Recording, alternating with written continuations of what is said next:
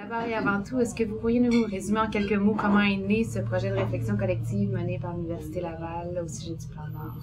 Oui, c'était à la demande du gouvernement du Québec, finalement, qui a considéré que l'Université Laval avait été impliquée depuis 50 ans dans le Nord et qu'on a développé une expertise qui était absolument nécessaire pour le plan Nord. Que ce soit dans les sciences sociales, que ce soit en philosophie, que ce soit en sciences pures, que ce soit en santé. Finalement, le gouvernement nous a demandé de fédérer l'ensemble des forces vives de l'Université Laval. D'abord, il fallait regarder. On a pris une image de ce que c'était à l'Université Laval. On a découvert qu'on avait 100, parce qu'on n'avait jamais fait l'exercice en réalité, qu'on avait 140 chercheurs qui étaient en lien direct avec les études dans le Nord.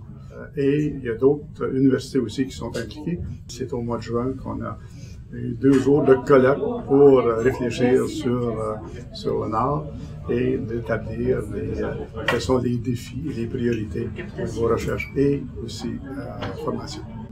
En 2011, certains quotidiens français avaient fait référence au plan Nord comme étant l'Eldorado québécois. Oui. Ça m'avait fait bien sourire quand j'avais vu ça. 1 an plus tard, puis je sais que c'est des questionnements qui ont été soulevés ce matin. On en est où? Bon, on en est où? C'est sûr qu'on a un changement de gouvernement. Alors, c'est sûr, le Parti québécois, Mme Marois ne s'est pas encore prononcé sur le plan Nord. Je ne pense pas que le plan Nord est remis en question. Mais c'est sûr qu'il y a des éléments du plan Nord existants qui vont probablement être modifiés ou changés selon les priorités ou selon ce que le gouvernement actuel veut en faire du plan Nord. Mais je pense que le fondamental, le fond du projet va demeurer parce que c'est quand même un projet qui est très porteur pour le développement du Québec. C'est un milieu qui demande encore beaucoup de recherche. C'est un milieu très, très vaste. Il y a des choses qui vont se passer dans le territoire du plan Nord on n'a jamais réalisé dans le passé. Qu'on parle, par exemple, simplement du pergélisol, construction de routes, construction de chemin de fer, tout ce qui est infrastructure. Il est souvent question d'exploitation des ressources minières, mais est-ce qu'on a d'autres secteurs qui gagneraient à être exploités? Oui, c'est vrai. C'est sûr que présentement, parce qu'il y a une activité des minières immédiate. Alors, c'est sûr que ça attire les médias, ça attire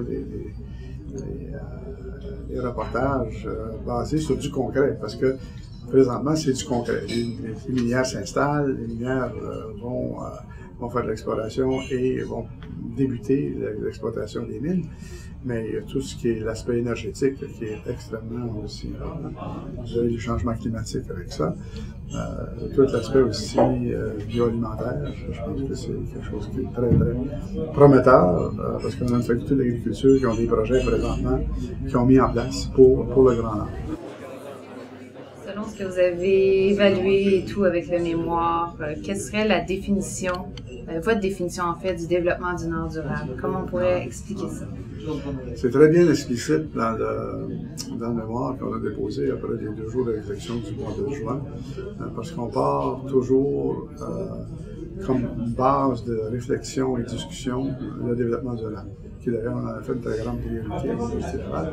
Tous nos cours présentement ont un contenu de développement durable.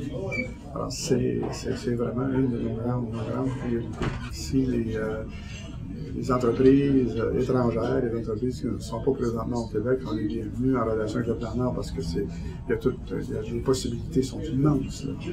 Un projet qui est quand même unique au monde en termes de développement. Donc vous continuez d'y croire? Oui, oui, définitivement. Merci. Bienvenue, ça fait plaisir.